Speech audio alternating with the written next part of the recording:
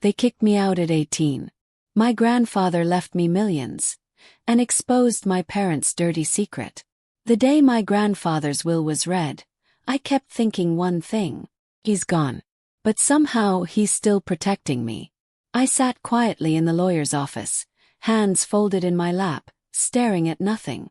3 months earlier, I had held his hand as he took his last breath. And now I was sitting in a cold office waiting to hear what he had left behind. I honestly expected nothing. Maybe a small amount. Maybe just his old watch. I never expected what actually happened. 8 years ago my parents threw me out. I was 18. It was the night of my birthday. My father told me I was irresponsible. My mother said I was a disappointment. There was no long argument, no final conversation. Just a bag at the door and a look on my father's face that told me the decision had already been made. I stood on the sidewalk outside my own house with everything I owned in one bag. I had $200 in my account. I had nowhere to go. The only person who called me the next morning was my grandfather. He didn't ask what happened. He didn't ask whose fault it was. He just said, "Come stay with me. I'll make up the room." That was it. I lived with him for 8 years. He helped me finish college. He gave me work managing a few of his rental properties. Every time I tried to thank him, he said the same thing every single time: family takes care of family. He wasn't a man who said a lot, but the things he did say he meant completely. 3 months ago he passed away in his sleep. Quietly. Peacefully.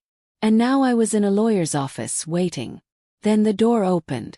My parents walked in. I hadn't seen them in 8 years. Not once.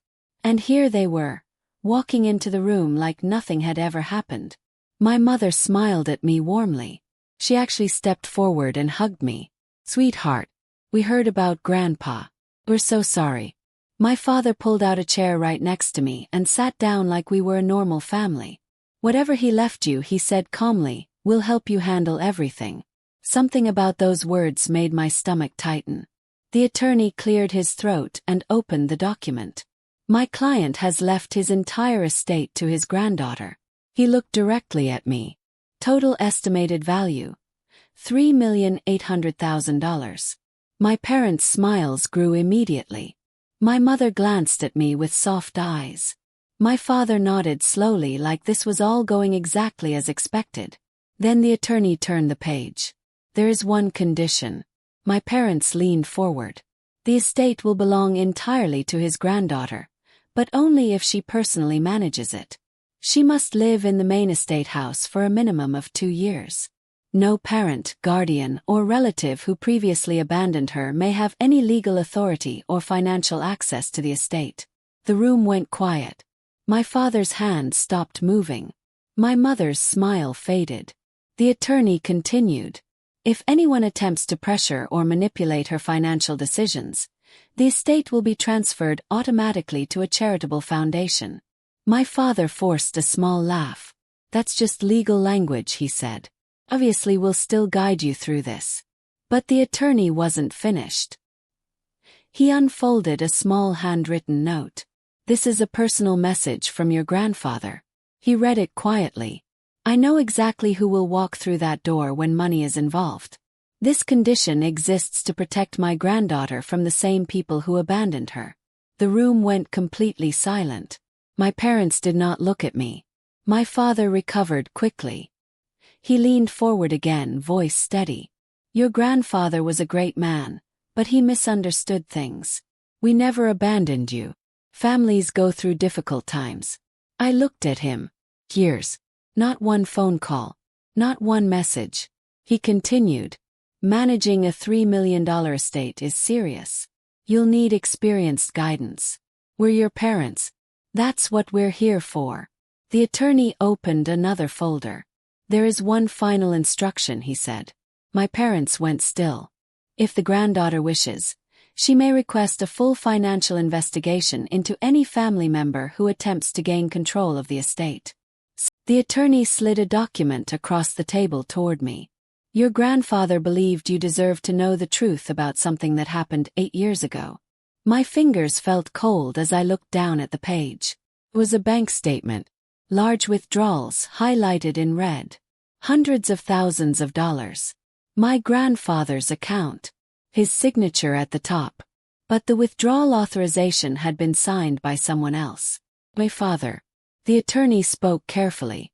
8 years ago, shortly before you were forced to leave your parents' home, a significant amount was removed from your grandfather's investment account.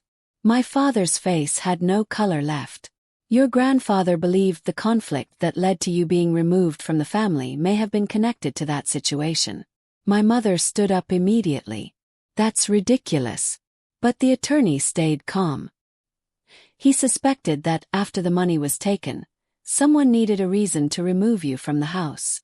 Someone needed someone to blame. I sat completely still.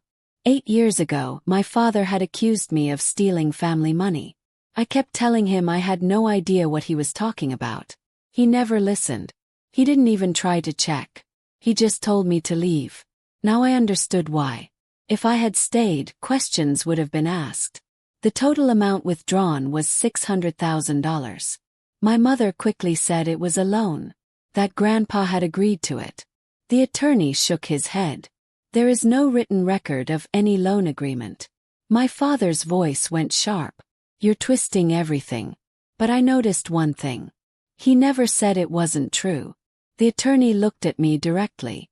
You have the legal right to request a full investigation. If fraud is confirmed, the money can be recovered. My parents stared at me.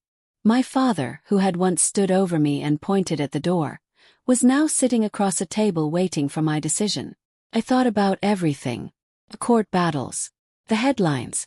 The years it would take. Then I remembered something my grandfather once told me, sitting on his porch one evening. The strongest thing you can do is live well without the people who hurt you.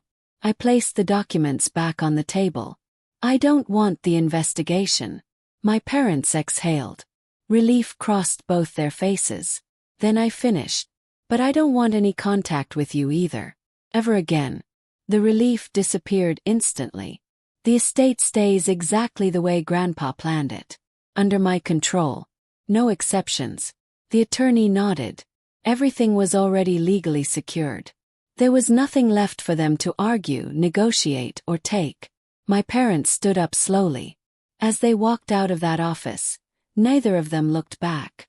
I stayed in my chair for a long moment after they left.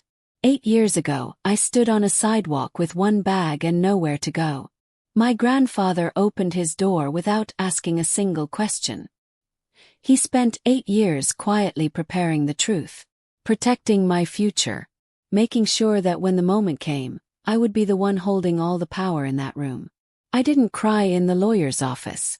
I just sat there, feeling something I hadn't felt in a very long time. If this story touched you, drop your thoughts in the comments below. And if you know someone who needs to hear this today, share it with them.